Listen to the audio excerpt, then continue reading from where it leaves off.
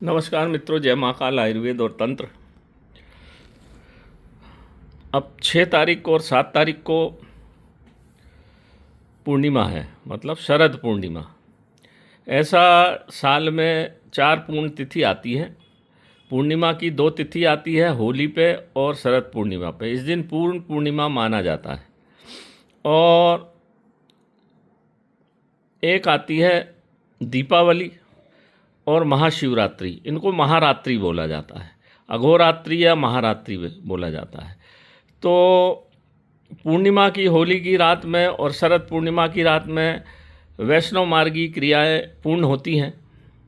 और अघोर रात्रि में, शिवरात्रि में और दीपावली की रात्रि को पूर्ण अघोर रात्रि बोला जाता है। उस दिन वाम मार्गी क्रियाओं को किया जाता है तंत्र के अनुसार। तो शरद पूर्णिमा 6 तारीख को है रात को, 7 को भी है, पर 7 को शाम तक ही है। और इस दिन पंचक भी है, भाद्रा भी है। तो हालांकि रात को नहीं है। तो करना क्या है हमको, जिन जिन का, देखो दीप का बड़ा महत्व है। और मैं अब लगातार वीडियो डालूंगा दीप के 5-6 दिन, जिसका सूर्य खराब है, चंद्रमा खराब है, राहु खराब है, शनि खराब है, तो दीप से उसका उपाय कैसे किया जावे। ये दीपावली दीपों का पर्व है। दीप मालिका, महादीप मालिका एक बहुत पुराना ग्रंथ है जो हम भूल गए। हम भारतीय संस्कृति को भूल गए। सनातन तो एक ही है, पंथ अलग अलग हैं। हिंदू पंथ अलग है और आपका मुस्लिम पंथ अलग अलग है, ईसाई पंथ अलग है, पर सनातन तो एक ही है, जिसको हम भूलते चले जा रहे हैं, भूल रहे हैं। इसलिए हम परेशान हो रहे हैं और नाना प्रकार के तांत्रिकों के पास जाके परेशान हो रहे हैं, उसका कुछ लाभ मिलता नहीं।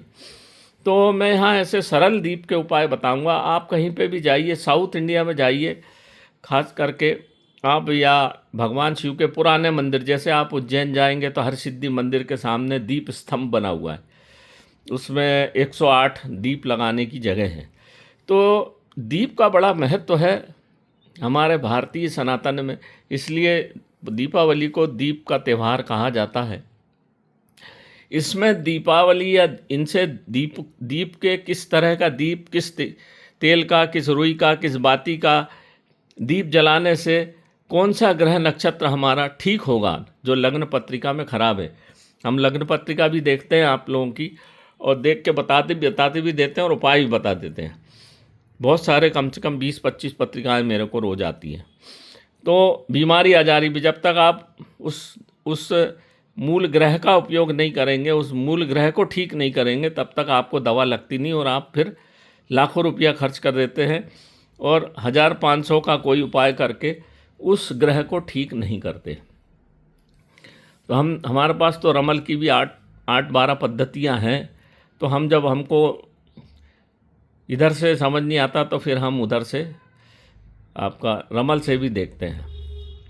तो यहाँ पर क्या करना है, पूर्णिमा में जिसका चंद्रमा खराब रहेगा और राहु केतु से ग्रसित रहेगा, वो आदमी निश्चित रूप से निर्बुद्धि मूर्ख रहेगा और पागलपन का दौरा उसको आएगा। और जब चंद्रमा राहु केतु से ग्रसित हो जाता है तो फिर बहुत परेशानियों का सामना उसको करना पड़ता है।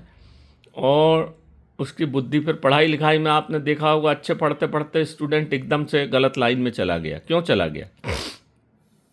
वो कोई गधा पढ़ते पढ़ते आईएएस बन गया। तो चंद्रमा के प्रभाव से बुद्धि का नाश होता है और बुद्धि का अच्छा भी होता है। तो शरद पूर्णिमा की रात को आपको क्या करना है, अगर आप इस दीप को जलाएंगे तो आपके घर भर में चंद्रमा अच्छा हो जाएगा और चंद्रमा का आशीर्वाद मिल जाएगा। भगवान चंद्रमा जो है भगवान शिव के सिर पर विराजमान है, तो भगवान शिव का भी आशीर्वाद आपको प्राप्त हो जाता है। इसलिए चंद्रमा की पूजन हमारे भारतीय संस्कृति में विधान है, पर हम उसको करना कैसे वो तो भूल गए। अब करना क्या है, शरद पूर्णिमा को आप खीर बना के ऊपर रखेंगे जिसमें चंद्रमा की रोशनी आ जाए और आपको उसका लाभ मिले। तो आप एक काम करिए, ऐसा चंदन की लकड़ी ले लीजिए, ये चंदन की जड़ है, चंदन की जड़ के ऐसे तिनके निकल आते हैं, या चंदन की लकड़ी के तिनके निकल आए, और ऐसा लपेट लीजिए उसमें, जो ये मैंने बताया ना दीप में, ऐसा ये कलाई लपेट ली। इस दीपक में थोड़ा चावल रख के कपूर रखिए, और ये दीप की ऐसी, जब भी ये बत्ती ऐसा क्रास जलेगी, ये तांत्रिक दीपक होता है, घर के बाहर ही जलता है। इसमें गाय का शुद्ध घी भर दीजिए, और चंद्रमा को प्रणाम करके 12 बजे रात को इसको छत पे लगा देना, या 10-11 बजे लगा दीजिए। ऐसा लगाइए कि 2-3 बजे तक जले, मतलब पूर्णिमा जब आ जाए 12 बजे, इसके बाद के 2-3 घंटे तक जले, और 2-3 घंटे पहले से जले। इसको प्रणाम करके चंद्रमा को और भगवान शिव का ओम नमः शिवाय का जाप करके कि हे प्रभु, हमारे घर में चंद्रमा का जो भी प्रकोप हो उसको ख़त्म करके आशीर्वाद बनाए रखिए। ऐसा करके दीप जला दीजिए। नीचे स्वस्तिक जरूर बनाना, मैंने आपको बता दिया कि आमंत्रण बहुत ज़रूरी है, और इसमें तुलसी दल कमल 2-4-6 डाल दीजिए, और बस प्रणाम करके आ जाइए। सवेरे आप खीर खा लीजिए। दीप में जो चावल है वो पक्षियों के लिए, नान में पक्षियों को डाल दीजिए, खा लेंगे वो, और बस ख़त्म हो गया आपका काम। इस दीपक को सिरा दीजिए, किसी बहते पानी में सिरा दीजिए या कहीं रख दीजिए, कोई दिक्कत नहीं। तो ये प्रयोग आपको पूर्णिमा को करना है। पूर्णिमा के दिन, शरद पूर्णिमा के दिन भगवान सत्यनारायण का व्रत भी किया जाता है। तो उस दिन किया गया भगवान सत्यनारायण का व्रत आपको बहुत आशीर्वाद प्रदान करता है। ये 2 बातें थी, मैंने आपको बता दी। मेरे चैनल को सब्सक्राइब करिए, वीडियो को लाइक करके सबको पहुंचा दीजिए, ताकि सब इसका लाभ उठा सके। मुझे दुख है कि आप सब तक आपकी वीडियो ग्रुप में नहीं पहुंचाते, तो उनको बेचारों को लाभ नहीं होता। फिर वो मेरे को फ़ोन करते हैं कि आपने वीडियो डाल दिया था। आप सबको पहुंचाइए, ये भगवान शंकर का आशीर्वाद सबको मिलेगा। नमस्कार मित्रों, अब मैं रोज़ एक ग्रह से संबंधी दीप से उपचार कैसे करना है। आप साउथ इंडिया में जाएंगे, आप तिरुपति बाला जाइए, वहाँ भी दीप स्तंभ है। साउथ के हर मंदिर के सामने दीप स्तंभ मिलेगा।